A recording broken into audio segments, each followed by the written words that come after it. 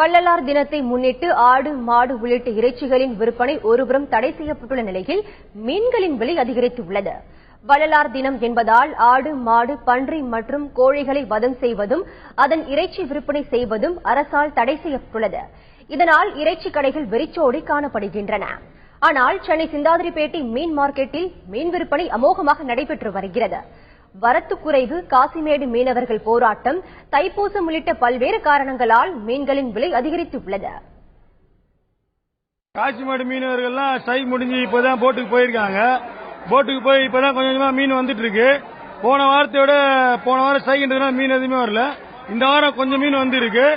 இன்னைக்கு வள்ளலார் தினம், ஆட்டுக்கறி கடை கோழிக்கடை கடை லீவா இருந்தாலும் இன்னைக்கு தைப்பூசம் வேற, அதனால மீன் விலை அப்படியே தான் இருக்கு.